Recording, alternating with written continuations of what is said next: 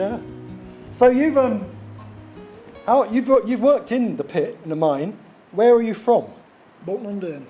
Bolton-on-Dearne. Bolton-on-Dearne. Little village, mining village, between Doncaster and Barnsley. Right. So do you consider yourself a Doncaster kind of miner or a Barnsley miner? Barnsley miner, but a Doncaster man. I've lived in Doncaster longer than I have in Bolton-on-Dearne and that neck of woods. Right. And I don't go to that were his nights out in Barnsley. Right. Not so much in Doncaster. Because of what A1, that split everything. So you're either one side or other side at A1. And so, how many years did you work in? But where is it? Which pit was Goldthorpe. it? Goldthorpe. Yeah, yeah. If you're travelling between Doncaster and Barnsley, you pass Goldthorpe. Right. Is there anything remaining of it? No, it's houses. Houses. It's all houses, yeah. So, it was, demolished? Oh, yeah. Soon after Pretty 1984, would it have been when? No, our pit stopped open in the 90s. I'm going to move around you as well, so right. please don't think I'm suddenly going. I'm just going to... I thought you were leaving it wrong. No. Not going to leave you there. I will be moving around you and just getting your profiles and stuff sorted out. Yeah. No, we stopped open till maybe 95, something like that. I forget dates now. And then the shutters. The sad thing was that the shutters 18 months before the pit had shut, just through natural running out of coal, yeah. So actually... So we were running out of coal, but the shutters, because they wanted to get some coal out of the numbers that were being mined, they've got to take numbers out, tonnage out.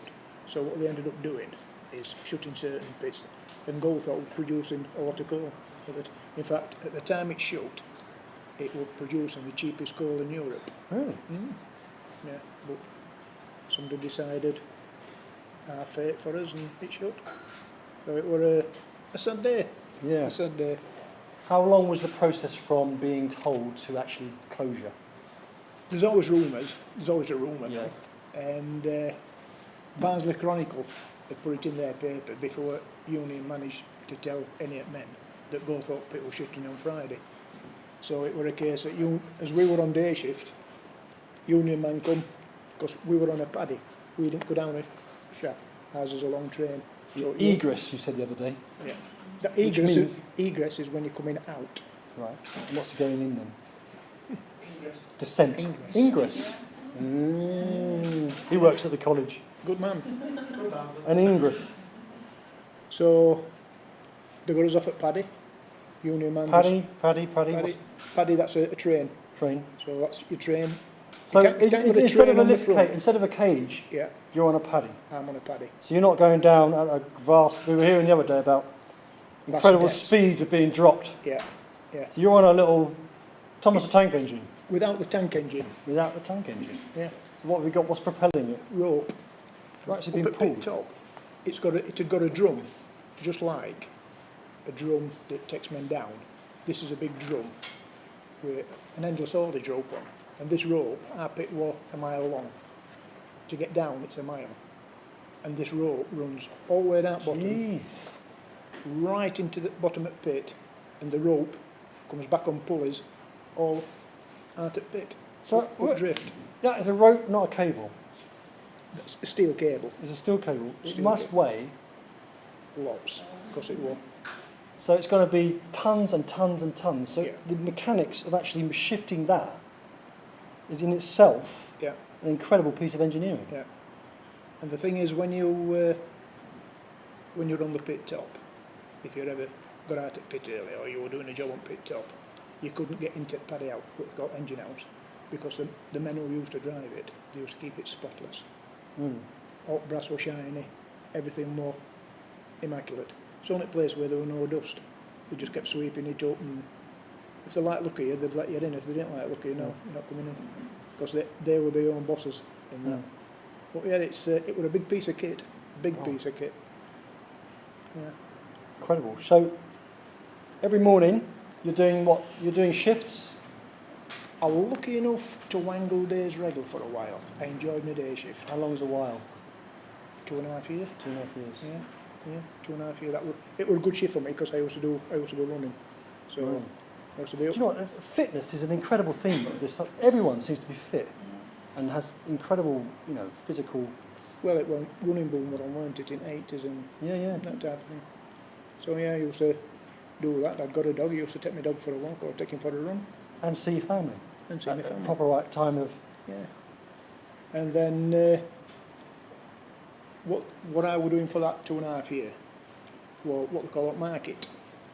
On market. On market. Market man. Market man. That's a man that will go down pit and they get put on any job. Sometimes you'll be sat on your bum on a button, and sometimes you'll be sat onto coal face or cleaning up, anything, any job. And I used to enjoy that because you weren't tied to one particular part of pit. Did it mean you were part of community? I mean, a sense of a team and all that. I hear a lot of talk about When you're brotherhood and. yeah, but when you're on market, you were on your own. Right. But what used to happen, if you got a team of men in RIP, Rip is the. fetching coal, when your machines come and cut all coal away, when your face is advancing, you're left with a lot of rock.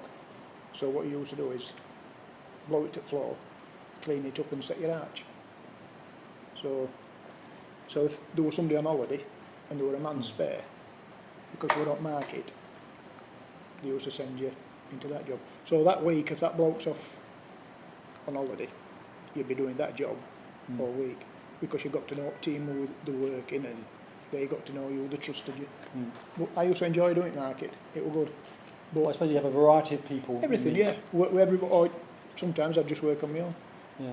Under manager would come, Keith, do us a favour, go and do so-and-so with it, because they could trust me. So it was, yeah, it was Did it interesting. take you to places that you would not normally have gone? Yes. Because our pit were only shallow compared to a lot of others. There was a lot of water.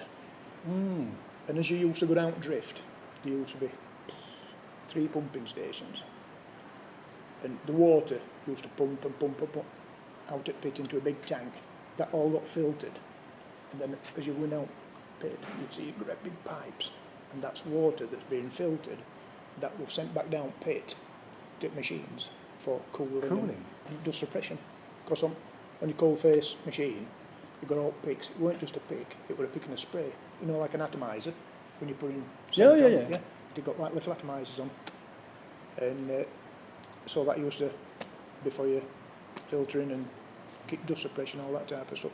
So yeah, it like magic roundabout with It's water. a kind of ecosystem. It's kind of. Yeah, it was. Yeah. Right. It's difficult if you've never been. It's difficult. I know people saying yeah. But what's in your head? I hate to think. Yeah. I really do. I hate to. I mean, I've got a paper for you to look at. Yeah. I know. I brought it in before, but you've not seen it, I don't think. And it's, you know, when we were talking about how you were doing the 3 miners coming out at the floor, the old man, younger, and then us. Yeah. And I said to you, what am I, collier or a miner? Miner. Yeah. Yeah, I remember. Yeah. Yeah. So that's, I think the state. That doesn't be tested. Next question. There were, there's a firm still here in Doncaster called Mining Supplies, MSI, Mining Supplies International.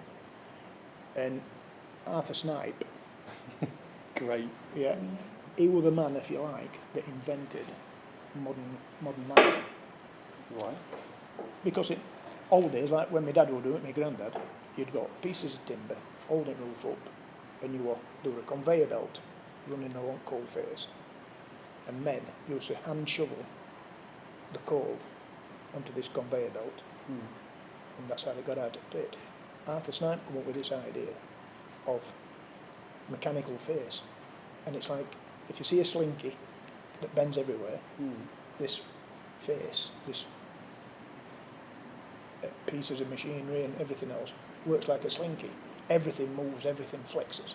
So the machine, you've got pans with a chain running on it, with what they call flights, big steel bars, and your bars would be travelling over the top, and coal would fall on when the machine's cutting it. The coal is falling onto flights, and that's running it to main gate end. That's dropping onto a conveyor belt out at pit. So as that's running, you've got your chocks.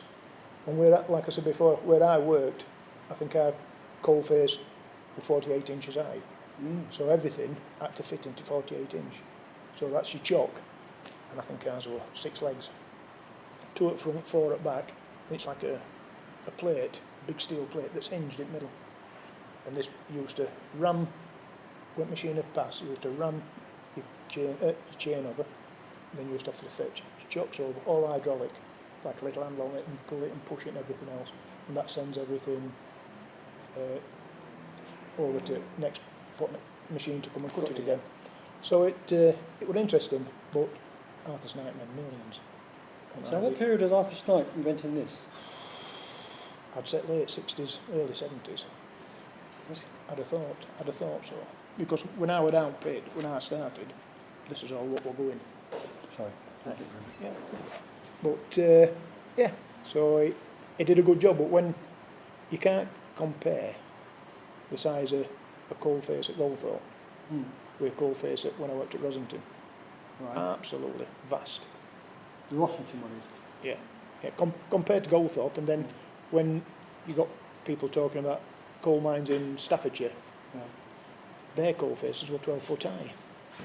And you can't believe, you cannot believe how they could mine that stuff. Right, it's one size doesn't fit all. No. So, how many years did you do? In total, I think it's 27. Christ. 27, yeah. Near enough 20 at Goldthorpe. So that means you must have had a career of, say, 30, 40 years of life. And what else did you do before them or after? Before, baker. A baker? Yeah, loved it. Still bake. Really? Yeah. For my sins. Just something to do in it. Keeps you out of mischief. Feeds the family? Yeah. But what did it? My best mate, he was a fitter down at Barnborough, where my dad worked. And I was on £12, 10 shillings, £12.50 money for six and a half days a week. Trev were on £24 and his day shift was 6 while 2. My day shift was 6 while 4. And I'm thinking, £12, £24. I wonder which one I'm going to have. Yeah. So I went to pit. So did you go with trepidation? Did you go, oh Christ, I've got to, it's for the money. It is, And I've yeah. got to go. Yeah, And I because all your really- mates were down pit. Were you together then? Did you know each other? No, not when we first went down here. No. So were you thinking, I really am trying to resist it for being a baker for the first 10 years of my life, but the economics mean I've got to do it because it's the best paid job in town. Well, when I'm driving Del Boy's 3-wheeler and my mate's in a Capri, Yeah. come on. Yeah, no, I Yeah. can understand, I can see it. That's why I became a sculptor, you know. Why did this frame in a 3-wheeler? I turned it over, to be honest with you. I had it on its side. I really did. Was it a Reliant Robin? Regal, the Regal. square one. The square. You know Del Boy's, yellow Yes, I one? do. Well, mine were blue. Mine were blue. Did you sell bread in it?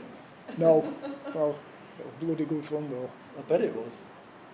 I can remember we went to Sheffield in it, and because it was better than motorbike, we all used to have motorbikes. And I went round where Tinsley Viaduct is. You'll not know it, but there's a big roundabout at Tinsley, and I can remember going round in 3-wheeler, and my mate opened the door and keeping side down like we're on a motorbike and sidecar. It's some stick, but yeah, good old days. Good old days. So you're doing a nice job breaking bread and things. It's all right, it's not much money, but I'm enjoying the creativity of the whole thing and what malarkey. And then you go, okay, I've got to face the fact I'm going to do it. So you go down and you, is always a job available in the mine, or do you have to wait for the moment? When you used to go to Gormont Picture House, Say that again. when you used to come to Gormont Picture House. Gaumont Picture House. Yeah. I think Government Picture House. No, The go. Gaumont. So it's my Yorkshire accent. Where you're staying, Laurence. Yeah. That car park, that's opposite. Yeah. the Yeah. dead Yes. space. That cinema. That used to be the cinema, the Gorman. Okay. Yeah. Yeah. And when, before film come on, it was, lads, look at this. And NCB used to advertise. Advertise glorious men going yeah, off to mine. Yeah, Some of the army. yeah, big industry. Really? Yeah, So the modern miner and all this type of and stuff. camaraderie around a snap tin and Yeah. laughing and, Yeah. and the man with one tooth missing but he's as cheerful as could be. Exactly, and Gosh. fingers missing. Yeah, yeah. Yeah, come and join the club. It's great. Yeah, but yeah, so that's like I said, you could go and get a job. So anytime. you could get a job any time. Yeah. So it wasn't like hen's teeth. It No, wasn't like you were no, waiting and no. waiting your moment. There was always a job in the pit. Depending which pit you wanted to go to. Right. Summit pits, because lads always use it all. I never wanted to go to Barnborough because my dad worked at Barnborough, Okay. and I didn't want to go there Because just because my dad worked there. is it because you didn't like him? No, I wanted to be my own boss. I'm sort of being And- cheeky. Yeah, and I know my dad would have run me ragged because he run my brother ragged. He got All my right. brother So a you got a job. brother who was working with your dad, Yeah, yeah. and he was coming on saying, "Oh, him." No, well, I got my brother a job at Barnborough. My dad were retiring, and my dad had got loads of lads jobs. And my brother were out of work at the time. And I says to my dad, I says, Dad, get Arnie a job. No, I can't. I said, Dad, I says, you've had lads coming to the door. Tommy, come and get our so-and-so a job over here. He's on the door. I said, you've done it for everybody else, let's do it for your son. So he did, in the end. And Is he your older brother or younger brother? younger brother. And so he worked there, but when I went to Goldthorpe, I had two cousins already working at Goldthorpe, and I knew one or two of the lads, and it was always a good bit, but it's a funny thing, you know, when you went for a job, they'd say, and who do you know then? Really? And I said, well, I've got two cousins here, Melvin and Dougie. Oh, yeah, I know you're Melvin and you're Dougie, yeah, blah, blah, blah. Right, and it was same at the sister pit, Highgate. You couldn't get a job if you didn't know one of Eads. Really? Yeah? So this is kind of nepotism gone mad. I mean, we complain about this now in society, don't we? Yeah? Oh, God, it's this old boys crowd in the government, you know. Yeah? If it was called Oxford University or something, you'd be up in arms, but, you know. Yeah, but that's how it used to be. Yeah. It's interesting, isn't it? I mean, one kind of, there's almost a pride attached to that. It's almost like, yeah, I'm going to, you know, we are not a closed shop, but we do believe in that kind of thing. Yeah. Because I was talking to three guys came in to get their photographs done, and they were saying, there was a saying that a good pit wasn't a good pit working properly until 2 generations were in it. I thought that was really interesting, that, you know, you have to have that, that kind of, I suppose, what do you call it, brotherhood, camaraderie, community, whatever, and you have to have that next generation in there to have, I suppose, lived up to your, that's why I asked you why you didn't want to be with your dad, because you almost want to live up to your family name or whatever it is, and you're kind of, not let your side down, I suppose. I think Dad was known as a hard worker. Yeah, wasn't he? yeah, they were. You know, Yeah. he always- Funny thing was, my dad, he'd been down since 14, my dad went down pit. And then I can remember him coming home twice in pit ambulance, blue ambulance, with NCB on it. Stood there off school. I say, hey, Mum, pit ambulance is here. Oh, it's your bloody dad. And his cartilage had gone. His knee locked and he couldn't straighten his knee, so they had to operate on him and blah, blah, blah, blah. Did your mum really go, bloody hell? I mean, we've been hearing stories about the fear of the alarm, or the fear of the sound of the mine alarm, or and how everyone came out on the steps and was like absolute abject, I suppose, fear, horror, worry. And your mum was you're actually opposite. I was like, what's he up to now? Yeah, that type of, and then he got his knee done. He went to convalescent. I can't remember, I don't know if it was Furbeck. There's a little village, Rotherham way, Furbeck. And there used to be like a hospital where miners could go convalescent home. Oh, okay. And What was that funded by? Just pits. Just NUM? That sort I of don't thing? think so. I think it were National Coal Board. They want you back at pit, don't they? Yeah, no, it's interesting because you hear about the infrastructure in these communities and how people are looked after, community centres, clubs, hospitals, are kind of in-house in a sense. Yeah. And it's just interesting to know. I can remember when we were at Goldthorpe, going back to Furbeck, the one or two lads trapped their fingers or bad backs, whatever it were, and one or two skiving off, and they'd have a week or two on pit top cleaning baths out. And I always remember Gaffer coming down one day, and I'm not going to swear, but he walked into baths, And he says, it's like being at bloody Furbeck here, there's that many sick and bloody idle. And they all sat there cringing, and he just went off muttering to himself. And I can guarantee after, when he saw all them, half of them were back down at pit next day. Really? Yeah, or we weren't having that. Good Yeah. gaffer mind. Yeah. This is where Alzheimer's has kicked in. How does your gaffer prove himself? A lot of bosses have been miners, Right. and they've worked their way up from being button lad, miner, collier, faceman, whatever. Then they've gone deputy in. Mm. Then they've gone from the deputy, they're going to be an under manager.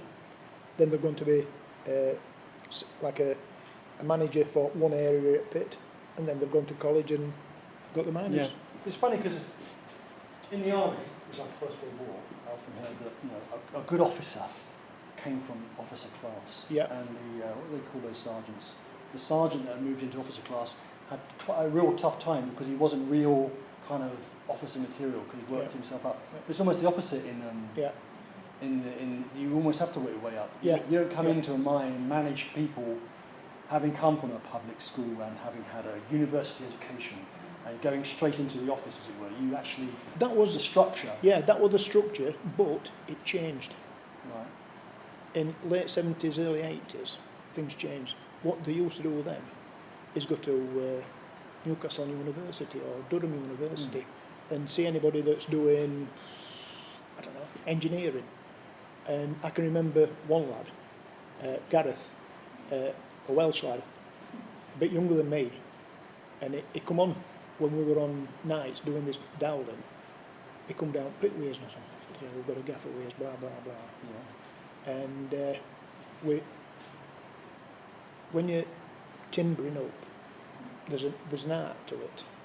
So we're doing this timbering up, and Gareth had got this little NCB notebook and he's drawing. And as he's drawing on, Yeah. Like me, I do that. there, I do a bit of drawing. and he's trying to draw this thing what we are doing. Very nice too. And I says, Gareth, what are you doing? He says, Keith, don't tell anybody. Will you? I said, what's up? He says, I've never seen this done. I said, but you're an under manager. He says, I know. He says, but I'm straight out of university, aren't I? I says, you're joking. He says, no. He says, while he were at university, they got him to do all his deputy's papers. They got him to do his under manager's papers. Then they sent him to a pit to do so many days cold-face training. So he'd got the gist of it. And then they sent him to our pit as an under manager. It's a good job Cole were black horse, he wouldn't know what he were doing, would he? How long did he last? He weren't too bad. He did a couple So of years. he was a not too bad gaffer. Yeah, he were all right. Only a young kid. Nice bloke. Yeah, people used to take But we had to teach him, we had to hold his hand, something like had to that. look after him. He finished. He just come up to me one day and says, Keith, I'm leaving. I said, oh, where you going? He went down to Cornwall in tin mines. Really? I went to be a tin mine chappie. And I've never known no like that, but if that's where he fancied, that's where he fancied. Don't drop my face, will you? It's like some sort of I'm going to end up with it's a sculptor's dance. See me at a disco. I'm going to end up with a broken nose here, aren't I? There needs something doing to it, don't worry, we'll sort that out. So where did you two meet then? Scamps nightclub. I've been thinking about this. Pardon? That sounds like a real dive. Scamps. It's not still alive, is it? Is it still going? It's a nightclub. Scamps. Scamps nightclub in Sheffield. Sheffield. At side of the beer cellar. Can you ever remember what? Mind you, you're from Suffolk, aren't you? You don't know where That's it's not a big problem. I You know what not know beer what- keller is. Dear, Well, I'm half German, are you? so I'll know a bit more Right, about yeah. than you think. I'll let you in then. So there used to be beer cellar at one side and Scamps nightclub at the other. And It's like those two. it's not like Facebook and everything else. You used to have to go out and hunt. Find people. You used to have to hunt, didn't you? Hunt for No, women. it was just like hundreds of people. And she just fell for my charms. Yeah, yeah. No No. dimple whiskey involved. No, burger. Burger and chips. I sat down at a table with some burger and chips and she took half my chips. I'm sure it was. So, was that a tactic? Had you spotted him? Or were you thinking, I want those chips? Do you know what? It's funny because I mean, we've been married for 40 years now, and it's a long time ago, but I can just remember meeting Keith, and he was your friend, weren't you? Your mate, Trev. Trev, who looked like John Travolta because he got this white suit on, I can always remember now. And Keith had got a suit with a big high waistband. 3-button waistband. With things like that. But of course it were. Hey, it were in fashion. It were fashionable then. Fashion in the 70s. Flares, with the flares. Yeah, yeah. But I can remember him saying to me, I'll give you a lift home, and I went, oh no, I thought, God, they're going to kill me. I thought, no, thanks. I said, I'm on the minibus with some friends, which I were, and I can remember I had to laugh about it. I was like, God, man, my dad would kill me if he didn't laugh about it. Give me a lift home on first day, you know. So what I mean? Dad's ex-policeman. Years ago. Yeah. Dad or what? My dad's ex-policeman. Yeah, he was. Yeah. You know how there's Yeah. my dad, me, mining side, Yeah. Lynn's We were police lovely. side. Yeah. Royal Police. Lynn's Well, up. but yeah. Because when we got married, I had to, this is, I don't know if they still do it now, but I had to put in like a request to get, for permission to get married. I had to give Keith From where? details from Chief Constable. To get time off work, you mean? No, just to marry. You're joking. You had to let You them are know. joking. But we're talking about time. I know, it doesn't matter how long ago it is, it's a bit of I a... can't remember what the wording was, but just to let you know that, blah, blah, blah. And then I had to give Keith clearance. And then you showed them some American gangster shots. His details and his family, and of course they checked his background to make sure that I weren't married anybody who were a bit. But that's what it used to be like. But people didn't live together then as much either, you know what I mean? So I don't know. I don't know if they have to do it now or not, until I lost track, but... The thing is, Laurence, what you've got to remember is the dad was a policeman, so she was actually applying to her dad, not anyone else. Two birds with one stone. Yeah. You got the hint, Yeah, didn't you? they used to check people's record, not sure that you marry somebody who was suitable, you know, but... Yeah. Anyway, they said yes. Did many people get removed? Did many people get refused? I can't think of anybody, to be honest with you. But 40 years later, so it can't Mind too many problems, really. I'll tell you what, when I was getting married, and you hear about all these, your mates and everything else, and I'd invited the entire coalface team, who were on with rippers, facemen, everybody, alt beltmen. I said, look, you're welcome to come. I says, And they all turned up. and they all turned up. Well, if you think at miners' strike, it was like beginning at miners' strike because there were police on one side and all miners on the other. There's a bit of a dress rehearsal. But there was one lad, Jeff Deville, and bigger than me, Jeff, weren't he? Big lad.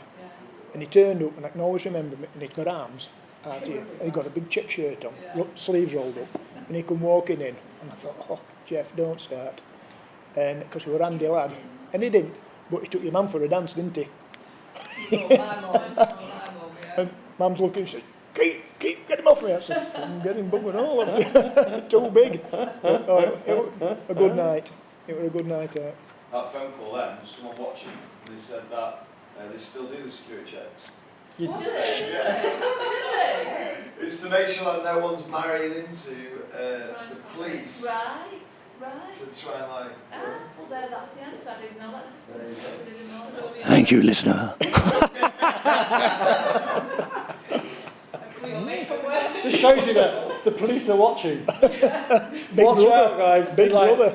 Well, there's some information going to be imparted here. Wow. Shocking. So where were you married?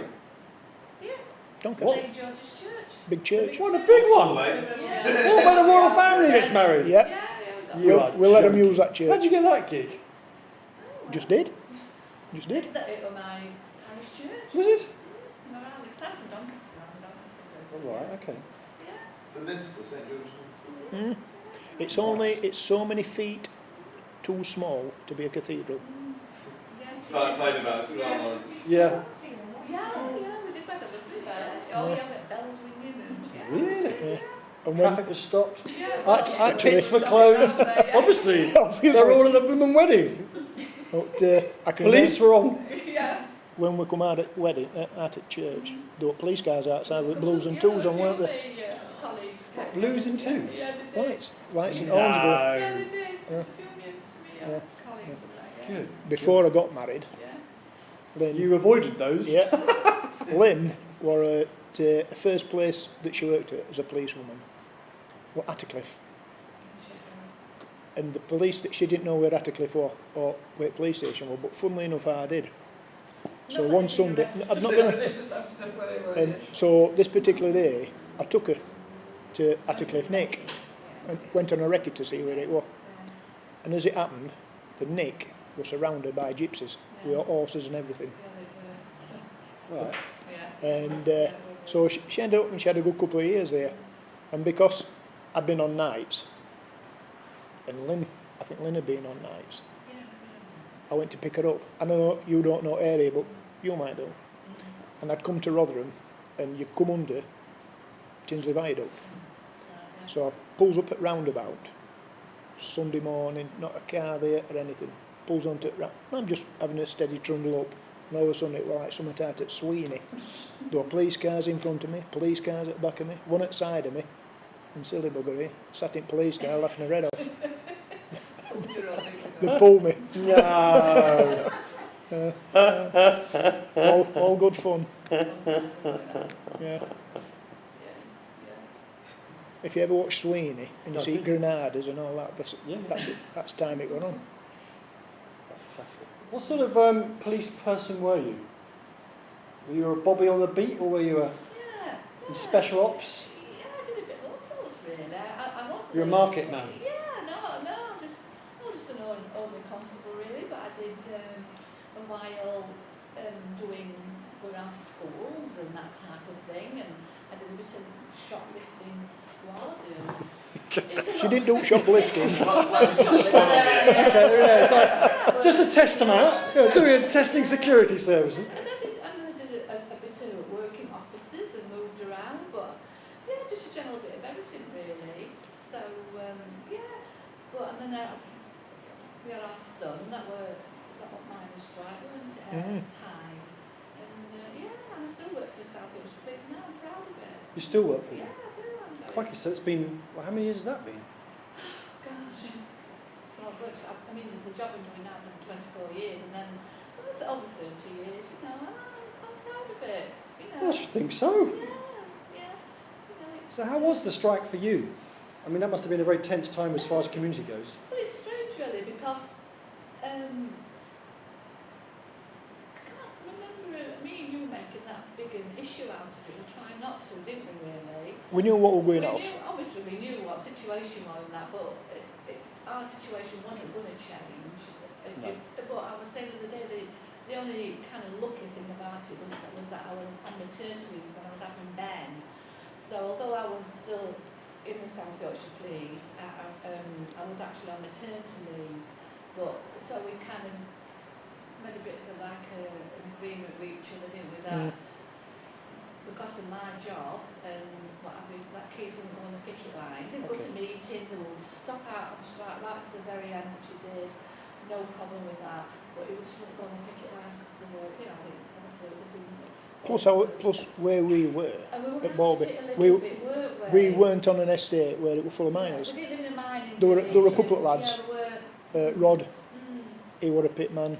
Ken next door. Yeah, but it weren't. Odd one or two lads and. Yeah. But it weren't as awkward as if we lived in the middle of a mining village, really. So really, really, in funny circumstances actually. Well, I was in the day really, I mean, fair enough, maybe because I were a police officer and Keith were miners, it was slightly different. But there were a lot of families in the same situation with sons and fathers and brothers and. But I imagine you were sympathetic. I mean, I don't know. We're not getting political. Yeah, no. But I imagine there was a lot of sympathy anyway. Yeah, well, I think there is around the same mistake because a lot of police officers did come from mining families, Yeah. you know. When And was there conflict in the police? So in the police, and if someone was sent out to a picket line, what would the atmosphere be, for example, in what is it, a charge room or something, or where you're dispatched from? Would there be like? See, as I say, I was on maternity leave really, Right. so I wasn't put in that position myself, but I should imagine it could have been quite emotive really, do you know what I mean? Quite a difficult situation, but I must honestly say that I've never ever heard of anything or been part of anything that I thought were, awkward. It was just a situation. And it was Can you remember? We didn't really make a big issue No. out of it, did we, Keith? one You night, just get on with it, you know. I don't think our Ben were born. I don't think he were born at the time. And I can remember police car pulling up outside the house, and I thought, get ready. Yeah. And it was Chief Inspector, weren't it? He come to check You on only you. come to visit me. 'cause Come to I'm visit Lynn. on a- But it were a maternity visit because she were off work. And he come, I can still remember him now. He come to the door, and I opened the door, and he says, Keith? I says, yeah. He says, I'm Inspector whatever it is. He says, I know, and I understand if you don't want me to come in. Wow. He says, I understand that. I said, not a problem. I says, don't lecture me, I'll not lecture you. I said, coming in. I said, do you want a brew? And he come in, and he rate his ninepence. And we just got, there were no airs and graces, and there were no, I'm here to tell you. And nobody talked down to each other. We just got on, and he just said to me, he says, do you know when all this is over? He says, do you think it'll ever go back? I says, no. What will ever go? The trust. I tell you, I'm going to end up with a flat nose here. And it took a long time for the trust from mining communities to trust police again. And I know you say it is, but you go to other places, Lynn. We don't go. You go to Stainforth, Edlow, and places like that. And I guarantee, if anything happens, somebody will start shouting something about miners' strike. It must have been very hard, really, for policemen who worked in mining villages to go back and be a normal constable on the street dealing with everyday matters, nothing to do with mining industry. It must have been very difficult. And I should imagine they trod on eggshells for a while, do you know what I mean? But things move on, and hopefully now But I imagine, I mean, you know, police were drafted in from out of town anyway, weren't well, yeah, I I think Liverpool got a bad. I don't. Liverpool police got a bad name. I don't. Liverpool. Yeah. But they're all stopping at Butlins and whatever.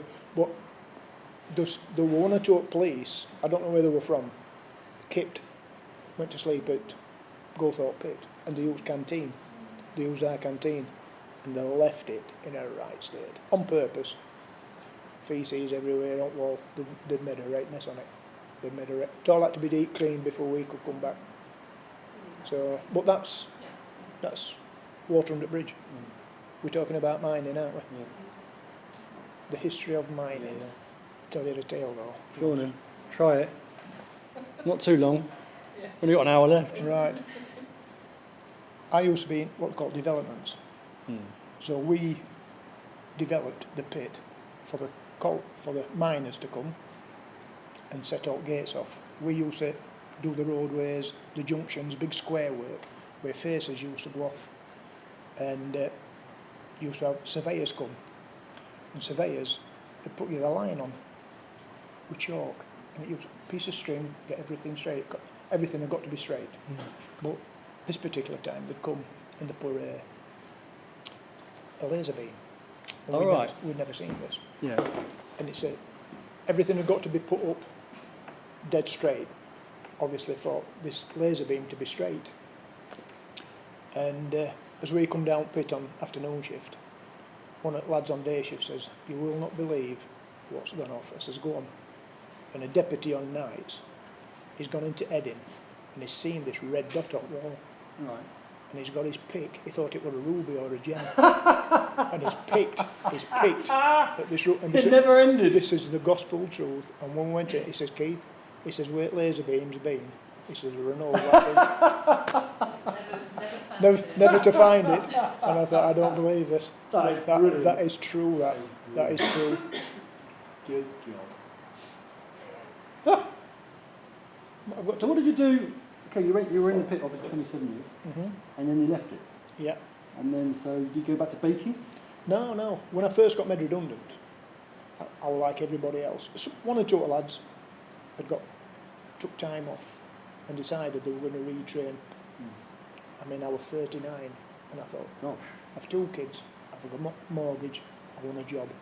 So I went to job centres, and when all pits showed, they set up these job workshops where you could go get CVs wrote for you and blah blah. And I ended up, cut a long story short, I got a job at Hessel near on the bridge, making polythene bags and polythene, and 12-hour shifts, not a lot of money, and I was there for a year. And to be fair, I'm not saying I enjoyed it, but same again there were a couple of lads, one were ex-pitman, and yeah, I got I got into the job. It was all right. And then just out at Blue, I'd seen another Amco, a private firm, like Carillion, it's just private firm, wanted miners again. So I went to Amco at Barnsley, put my name down, and they wanted miners at Maltby. So I went through to Maltby, and as it happened, the man interviewing me at Maltby was ex-Mines Rescue. And I knew him. Right, yeah. And he come It's all familiar. yeah, and he says, oh yeah, What's his face's son? he says, you've got so many days training to do, and you've got this, that, and to that. I says, oh, have a minute, because when you're on training, you're doing the job but not getting paid. Right. I says, have a minute. I says, you used to be in rescue, didn't you? So I did. I said, and I used to be in rescue. I said, I can remember you. I said, so you telling me? I said, I've got 20 days training to do.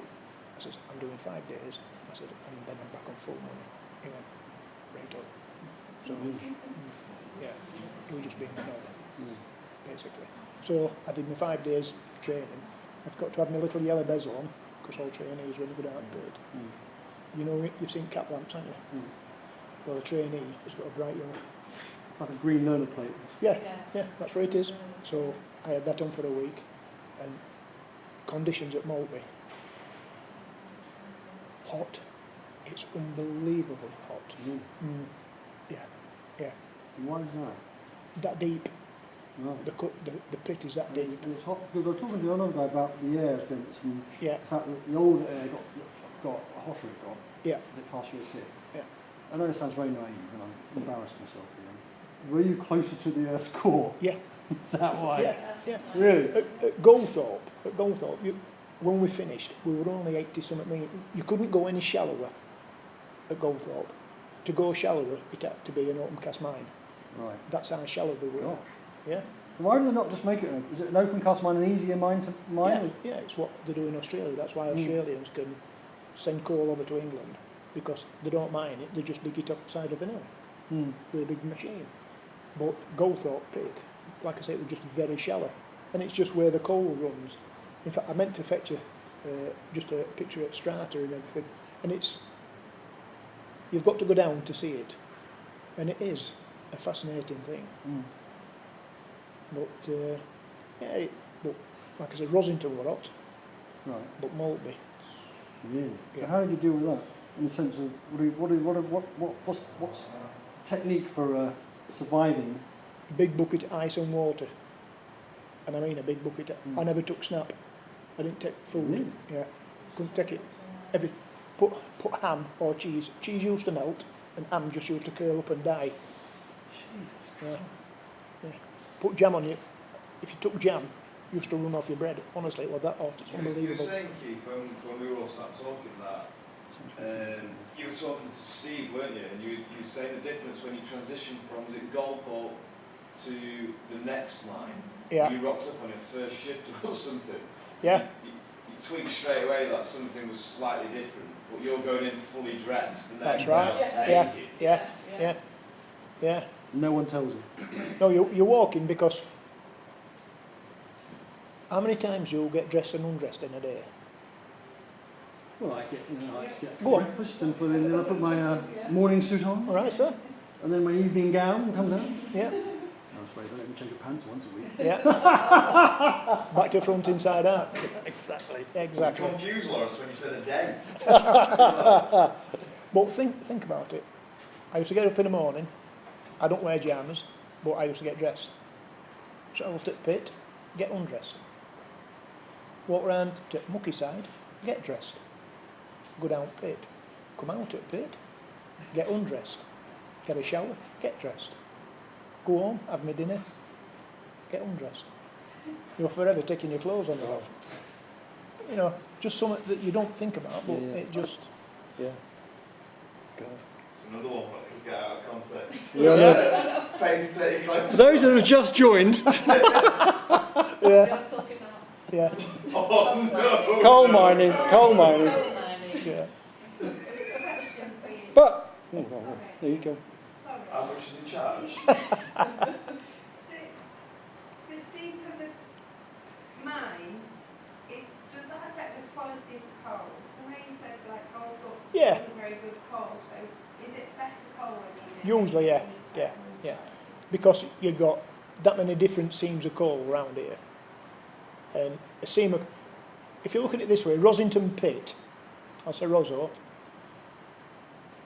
the faces, when it went one way, the faces got shorter. Instead of being 250 through, because I'm talking retreat mining, so you used to have to go up to a start place, use a machine to a finish or a start place, and you used to come off, mine the coal, retreating.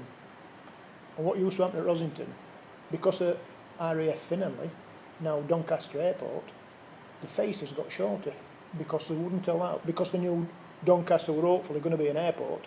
The last thing they wanted is for Rosington Pit to go underneath the airport and subsidence coming. So all you've got is a jumbo jet landing and all of a sudden it's going woof, like it's on a ski run. So Rosington Pit got stopped from going underneath. Now Maltby, I think their seam runs under the North Sea. So that's how far it is away, like, you know. But you've got all different Dunsell seam, Barnsley, and Rosington. I think Queen used to burn that coal because it's good, clean, hot coal. Blah blah blah. But yeah. So at some coal you struggle to even get it to light. Honestly, you see coal coming out of Goldthorpe Pit, it was grey, weren't black, because it used to use for power station. Powdered. So what they used to do, they used to get a good quality coal from Rosington, sir, and they used to get our coal, and when they used to mix it, because they had to have a percentage of bad coal in, so it didn't burn boilers out. If it were too hot, it would just burn out Oh like my oil. gosh. So they needed some sort of So low they needed, grade. yeah, they needed crap coal, and Goldthorpe provided it. And when you do it, you can chop your finger off with an edge, can't We're going to use you? that. Like a proper I'm going to use miner. mine now. I'm looking forward to the nudge. A whole Yeah, I new mentioned thing. that to you, didn't I? Because we were talking about these missing fingers. Yeah. And I think I mentioned it to Keith and he says, yes, sometimes they Oh, was it you? they weren't Not me. accidental. No, but you told me the story. No, somebody else was telling that stories, but I've heard of it. Really? Yeah. So what was the story? Do you know what the story was? Can you tell us the story?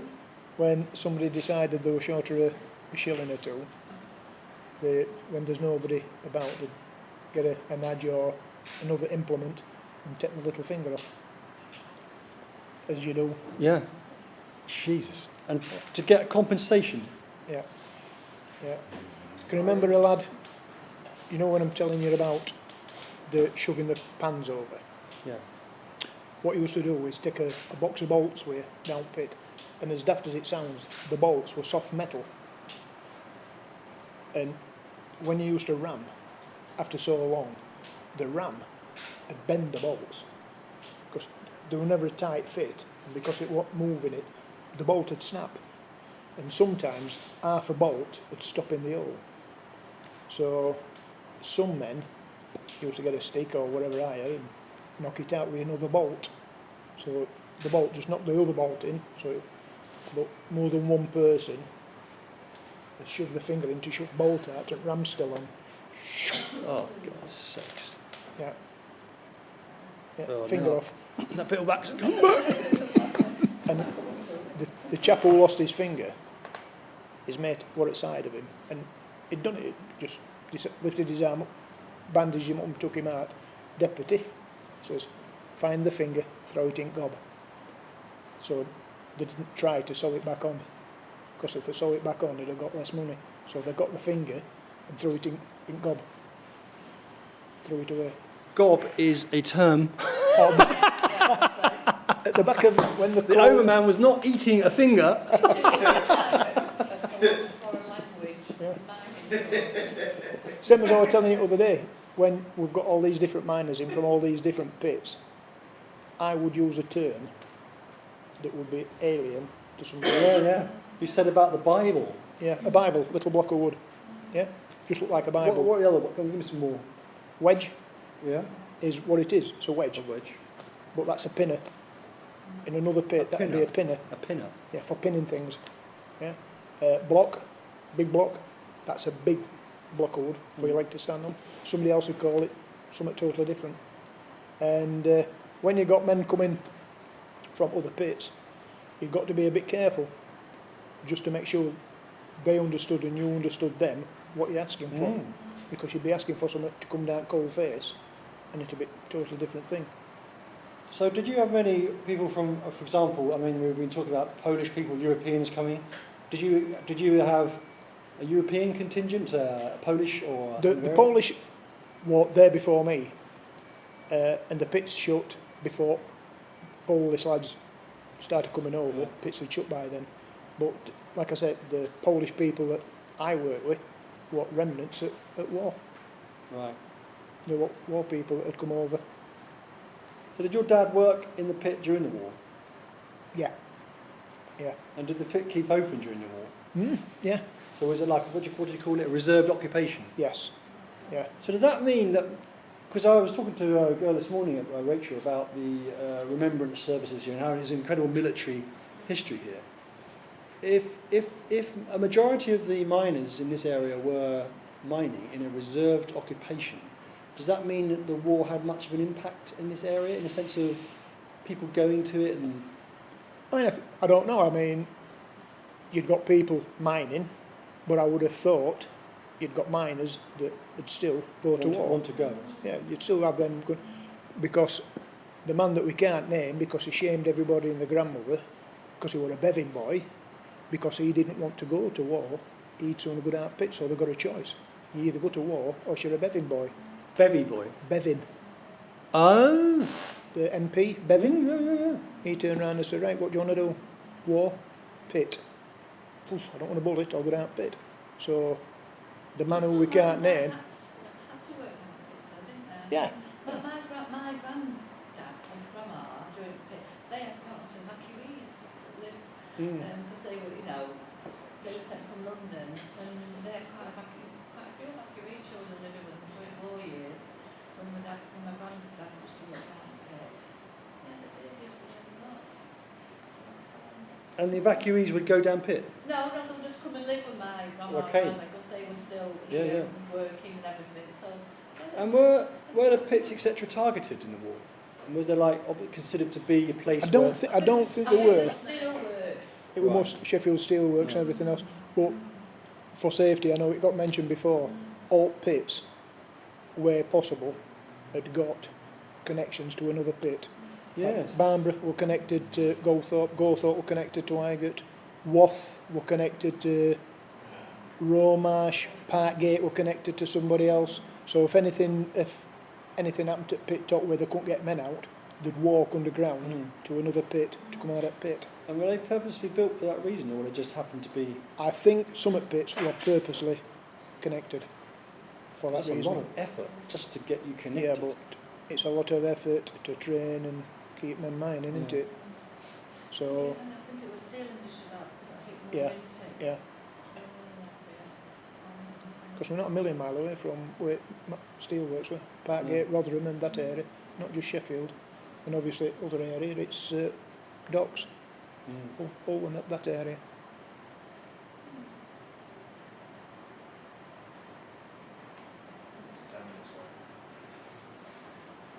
Have you ever heard about Flixborough? No? Google it when you get home. Flixborough. Disaster at Flixborough. It weren't a pit. No, it weren't a pit. But what happened? I think it's a chemical place that blew up at Scunthorpe. What happened were after the fire had been put out and things had been made pretty safe, there were 2 men still missing, 2 bodies they could never find, and they used Flixborough as a training exercise for fire service and mines rescue. So the mines rescue were sent in just to clear things up basically and to see if they could find these 2 bodies.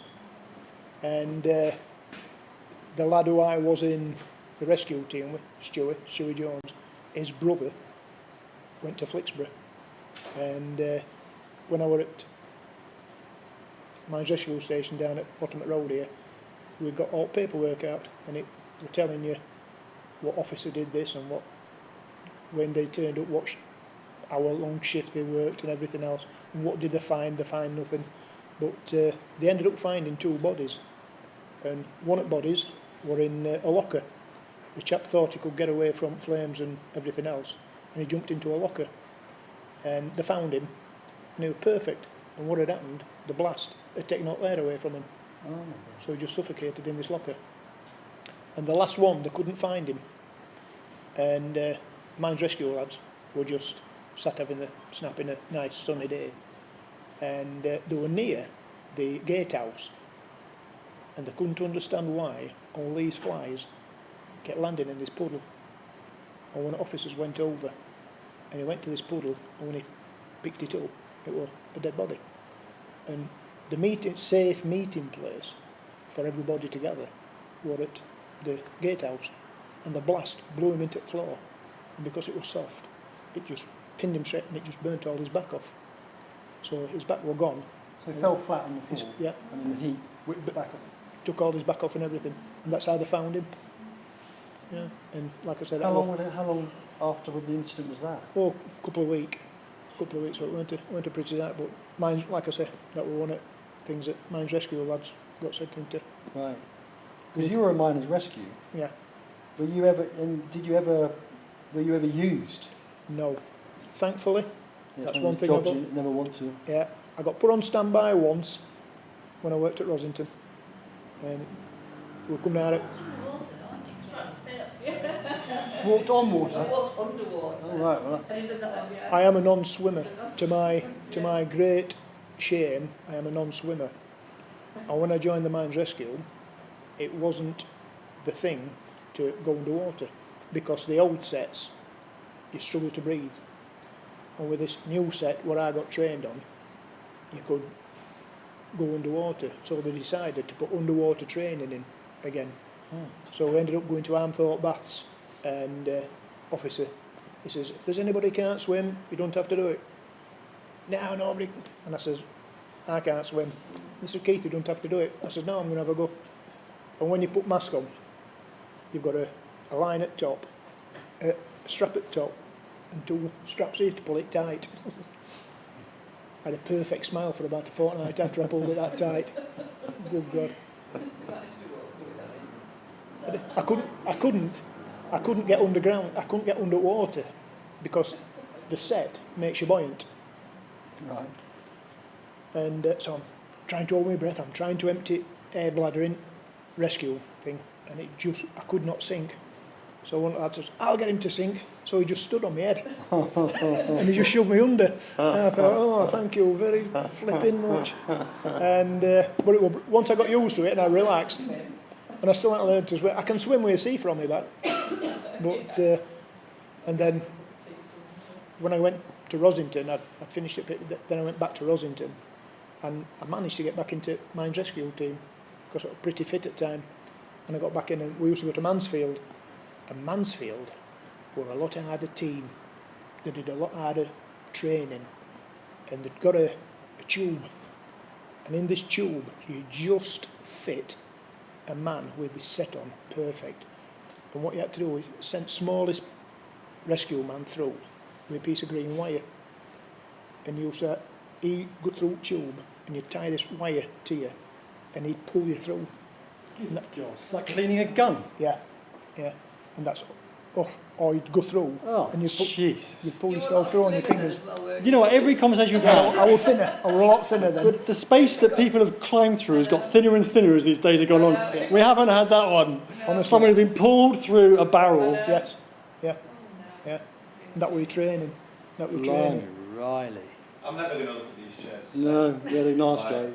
Like, shows to the demonstration we got about the chocks with the chairs. It was amazing. Steve. Yeah. Tell you, when you've got a couple of days spare, give me a shout. Oh, I'll gosh. bore you to death. Yeah, yeah. No, you would never bore me. Have you enjoyed coming up here? I loved it. I've absolutely loved it. What can I say? It's been one of the most extraordinary experiences. Because, I mean, this is not making sculpture, and that sounds silly, but I've just had, you kind of have to think. I haven't got to qualify this. So in art college, you make something, and then you sit on the plinth, and they go, these guys go, okay, what's all that about then? You go, well, it's a head. I said, that's not enough. What do you mean a head? You go, well, I could copy the bloke's head. I said, well, what are you saying? He said, well, I don't know really. Why is the question? Yeah, why have you done it? Why have you made a man's head? You know, it's like, oh. So none of that exists in this. All I've got to do is do and be me and just do what I do without having to think about a wider context and all this sort of stuff. So it's been really quite wonderful. Good. From that point of view. And a different type of pressure, a different type of stress. And I've never ever done this before, which is bizarre. I mean, these are the first 6 heads. And my wife keeps going, when are you going to do the children? And I go, I haven't got time, it takes months and months and months. And I'm thinking, do you know what? I really could have been doing it. One's 19 now, and one's 15. Yeah. It would have been very nice to have had 6 heads of these kids growing up. Yeah. And I have to go to the wife and say, look, we'll have to start again. We're going to have a baby, because I really think it's a good idea. No. She won't be, don't worry. She's too busy packing her bags. It'll be grandchildren, I suppose, one day. But no, I've absolutely, and you people are extraordinary people, and I don't want to start crying. Oh, don't set me off. And you know, I've got a nudge, which I never thought I'd have. Watch your fingers. Yeah, And don't take your shins weight. yeah. Oh, It's, by the way, no claim, no name. You've taken that on your own context. But it's been amazing meeting people, and the positivity around this is brilliant. What we're trying to do is get to the bottom of this story and of this narrative, and get to the bottom of what it means to be someone like you in this area, and what it means to be now. And I've got to really, you know, the other night we did a talk, it was people were saying, look, well, why are you not including this? Why are you not including that? And you go, oh God, Jesus, I don't know. It's a vast subject. Yeah. And you know, I've got to think of ways through, and this is really helping me. And you know, you sit down with people like this, and at the end of the day, they go, we understand now you've got a very difficult job, and we understand that you're trying your best, and we can't ask anything more. You know, you're trying your best, and Do you know what I like? What you're doing? You're thinking modern. modern. Mm. Yeah. Modern mining. Yes. I think you're thinking modern mining. Yes. Same as when you went to Hatfield and you're saying how you could get that one and have a mansard at the top. Yes. And I thought, yeah, I like that one. Yeah. And we both decided that one with cracking it, with man Yes. crawling. Yeah, We yeah. thought that was, Yeah. well, thank you. No, thank you. Thank you. A miner. A miner. Not a collier. Yes. Not a collier. You mentioned that to somebody else, didn't you?